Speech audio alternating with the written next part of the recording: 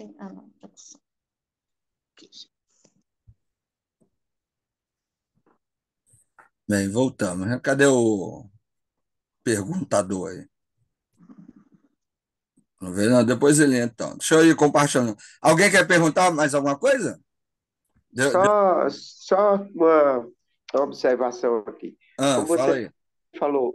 como você falou da abordagem crítica, Ah, e também da tradicional, também dessa mesma forma pode falar sobre a abordagem conservadora, dogmática, fundamentalista, então, quando eu assim, digo tradicional, são essas já é linhas aí, é dogmática, fundamentalista, entendeu? Tradicional. certo, tá bom, Eu só estou usando um entendeu? termo para resumir essas formas de leitura. Entendeu? Mas, de maneira geral, são essas perspectivas aí, né?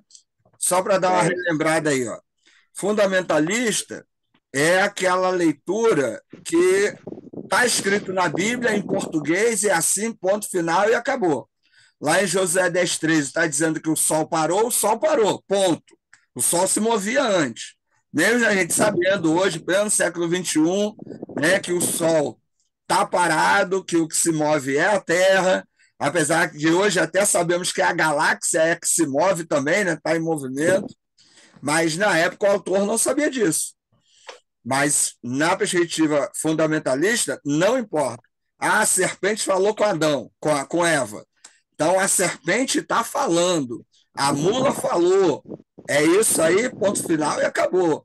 A baleia engoliu Jonas, ponto. A baleia engoliu. Apesar de sabermos que não tem como, mas na fundamentalista não se discute. Na doutrinária ou dogmática, é o que a gente estava comentando sobre Atos 2. A doutrina vai dizer como que eu tenho que ler a Bíblia. Então, se a minha doutrina diz que Atos 2 fala do dom de línguas, ponto, acabou, não se discute. Se minha doutrina diz que o mundo vai acabar depois de 1000 anos, que o diabo estiver solto na terra, ponto, acabou, não se discute. Se a minha doutrina diz que vai ter um piloto de avião que vai ser arrebatado, o avião vai cair, ponto, acabou, não se discute.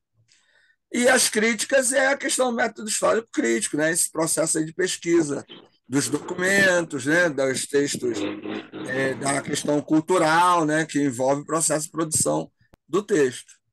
Beleza?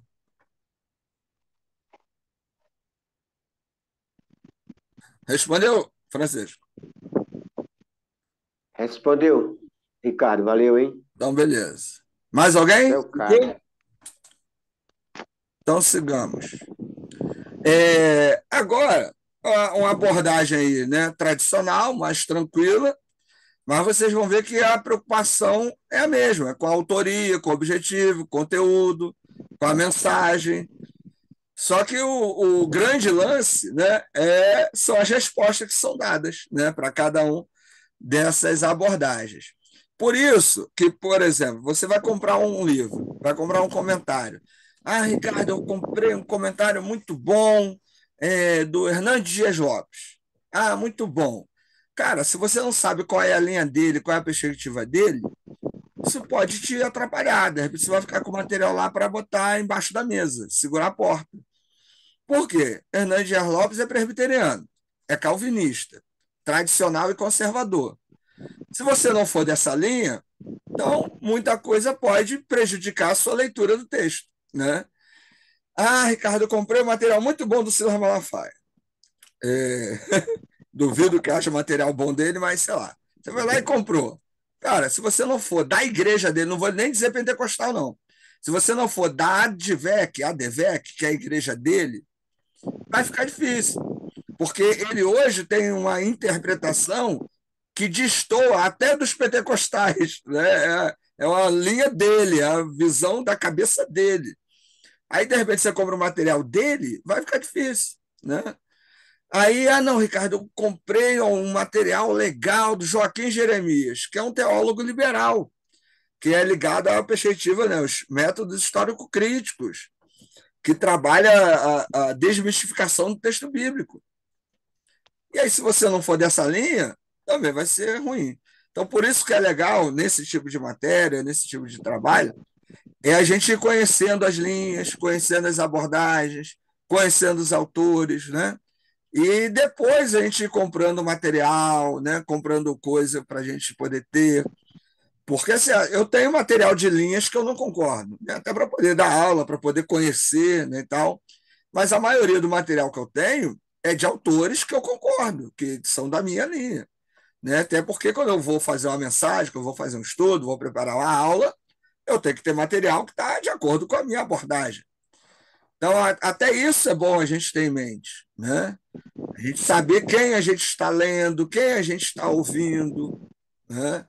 É importante. Por exemplo, eu gostava muito de ouvir o Ricardo Gondim, né? Parei um pouco de ouvir, mas assim, eu gostava de ouvir. Só que ele é pentecostal, ele não é nem assembleano, ele montou a igreja dele, né?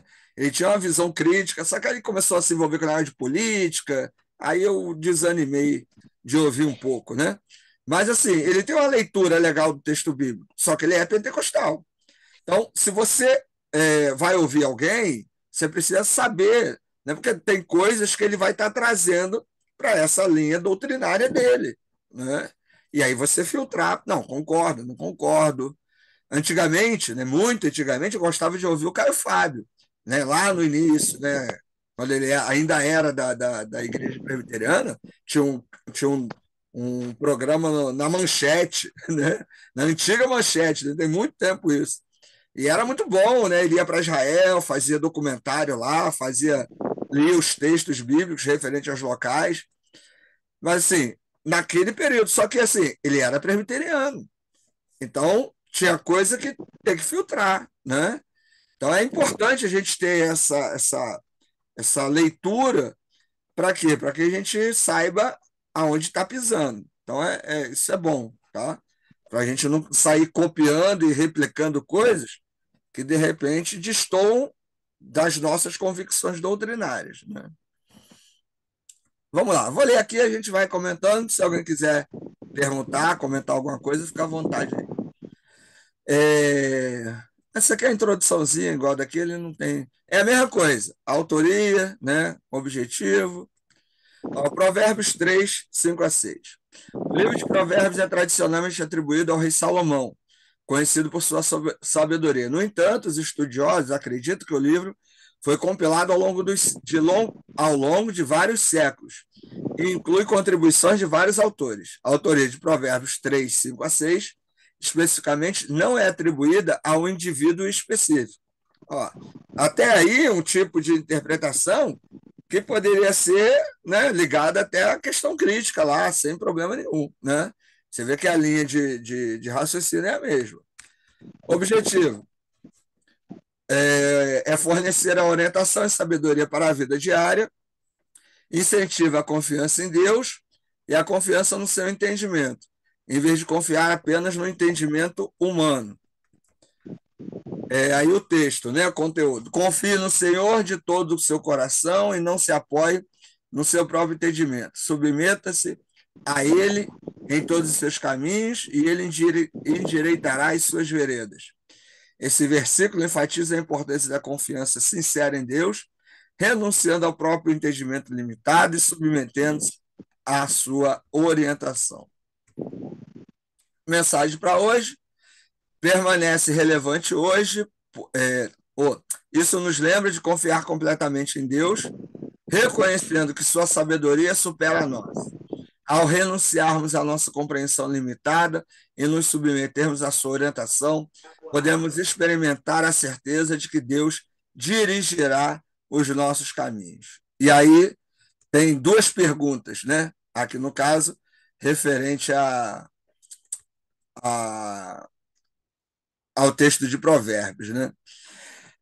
Então, você vê, ó, trabalhou mensagem, conteúdo, objetivo, né, autoria. As respostas não vão criar muito problema. Você poderia levar isso para qualquer grupo de pessoas na igreja que não ia criar problema nenhum. Poxa, Ricardo, mas se eu fosse fazer uma abordagem crítica, por exemplo, numa leitura crítica, já ia trabalhar o gênero literário que pertence ao livro de Provérbios, que é o de sabedoria. A gente tem no Antigo Testamento o livro de Cantares e o livro de Provérbios e o livro de Eclesiastes. que são livros do gênero de sabedoria. O que é o gênero literário de sabedoria? É um gênero que tenta orientar para a vida, dar conselhos, né? Então, tanto Eclesiastes como Provérbios estão dentro desse gênero literário. Numa leitura tradicional, alguns incluem Provérbios em poesia, Provérbios, Cantares, Salmos, Jó e Eclesiastes como poesia, mas não é, né? Esse seria um livro de sabedoria. E aí tem outras questões que depois a gente vê. Mas você vê, ó, trabalhou os mesmos itens da outra abordagem e as respostas mais tranquilas, sem muita coisa a acrescentar, nada diferente. Por que não é diferente do que você já sabe? Porque todas as igrejas estão dentro da perspectiva tradicional e dogmática. Isso forma a igreja. Poucas igrejas são aquelas que têm essa orientação ligada à perspectiva crítica, porque ela é muito desestruturante.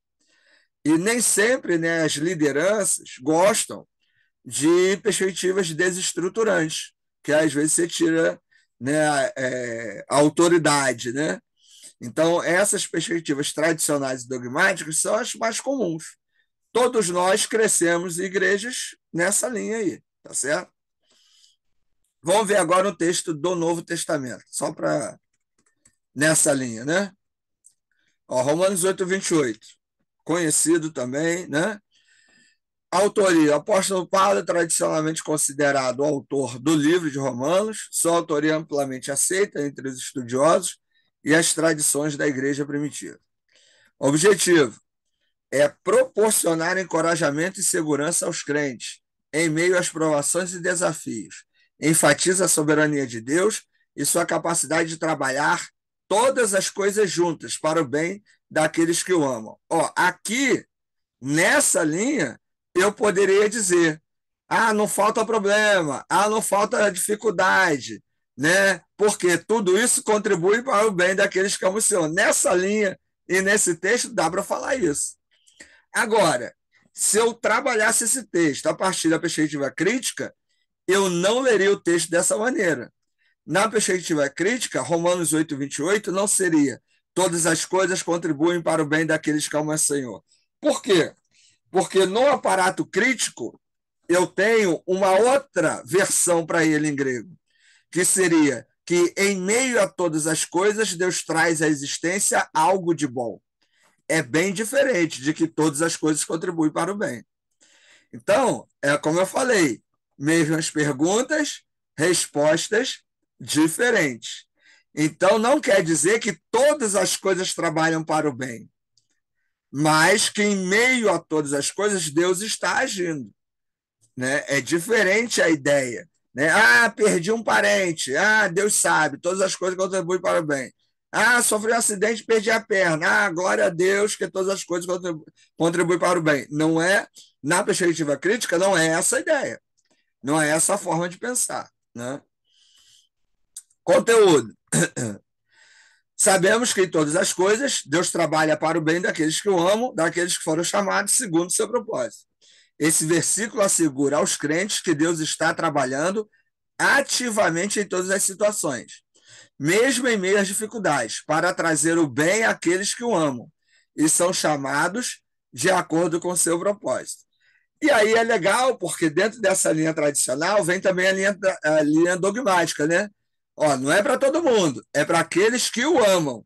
Aí aquela questão de predestinação, né, do calvinismo, fica muito presente aí. Quem é ligado às linhas calvinistas usa muito esses textos aí de Romanos 8, né, para poder falar, né, sobre Deus escolhe, né, e tal, quem vai para o céu, quem vai para o inferno, uns são escolhidos, outros não, né? Então, é uma leitura dogmática, doutrinária, né? Mensagem para hoje, dentro dessa perspectiva tradicional: oferece conforto e esperança diante da adversidade. Isso nos lembra que Deus está no controle e pode trazer o bem de qualquer circunstância. Este versículo nos encoraja a confiar em seu plano, mesmo quando não podemos compreender totalmente ou ver o resultado imediato. Nessa linha, tudo tem um plano. A tristeza tem um plano, a dor tem um plano, a morte tem um plano, o desemprego tem um plano. Né? Nessa linha, o que a maioria das pessoas vão estar pregando, né, ensinando, é que tudo é plano de Deus. Você tem que aceitar esse plano, porque Deus vai fazer algo aí, vai te ajudar, vai te ensinar, enfim.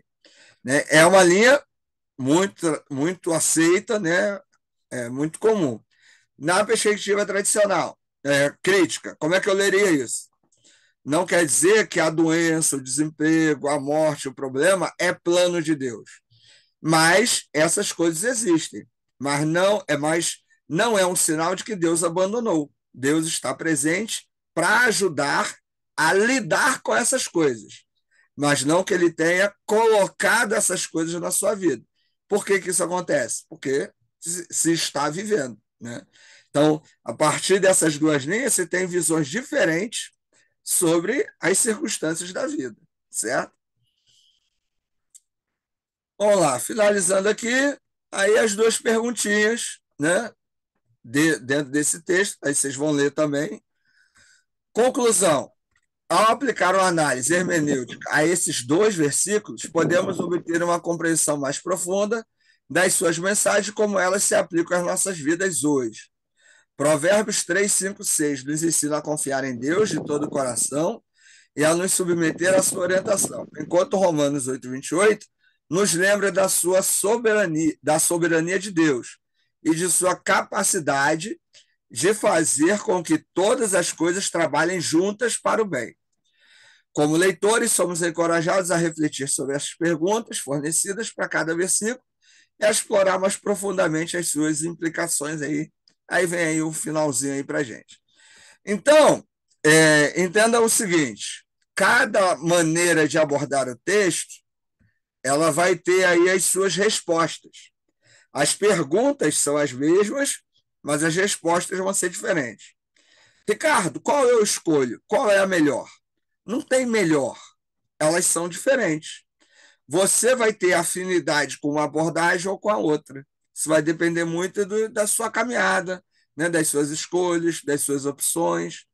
Mas, independente de qual seja a sua opção, minha sugestão, minha dica é dedique-se, né? Leia, estude, aprofunde-se.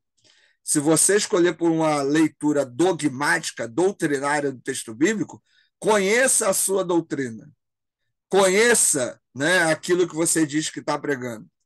Eu lembro que eu pastorei uma igreja, aí eu estava ensinando sobre doutrina batista e falei para o pessoal que ceia não é um culto especial. Ceia é um culto como outro qualquer, certo?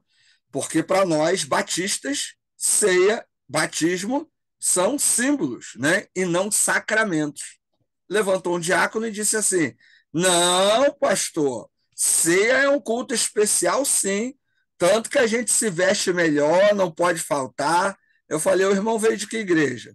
Ele: eu vim da Assembleia. Eu falei: então, o irmão não conhece a doutrina batista.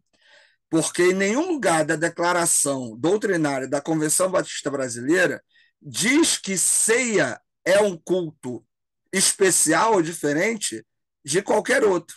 E não existe, na denominação batista, doutrinariamente falando, culto especial. Todo culto é igual. Todo culto é culto. Não, pastor, mas lá na Assembleia, então, na Assembleia você tem uma doutrina. Na Batista, a doutrina é outra. Ah, mas eu não concordo. Eu falei: então o senhor não pode ser diácono de uma igreja batista, porque o senhor não conhece a doutrina. Aí ele calou a boca, sentou e ficou quieto. Por quê? Como é que um diácono não conhece a própria doutrina? Então, nós, estudantes, a gente precisa conhecer aquilo que está pregando, aquilo que está fazendo. Ricardo, não, eu gostei da leitura, sei lá, da teologia da libertação. Vai estudar, vai ler, vai se aprofundar. Né? Não, eu gosto da dogmática. Eu sou batista, eu sou presbiteriano, sei lá, eu sou da Assembleia. Leia sobre a sua doutrina, conheça os documentos doutrinários, né? Conheça o processo de formação da sua igreja, que isso vai te ajudar a interpretar o texto, né? A falar com fundamento. Que aí, numa discussão, num debate, numa aula, alguém vai falar assim: ah, mas eu creio assim. Eu falei, mas a nossa doutrina crê dessa maneira. E aí você vai fundamentar a sua pergunta. Né? De repente a pessoa pode não concordar, mas ela vai ver que você sabe do que está falando. Então é importante para a gente, independente da abordagem que escolhamos, a gente falar com propriedade, né? A gente saber realmente de onde vem o nosso discurso. Não se, eu vi no YouTube, eu vi no Instagram, achei legal e estou repetindo. Então, não faça isso, né? Principalmente hoje, né? Hoje, não duvide da capacidade dos seus ouvintes.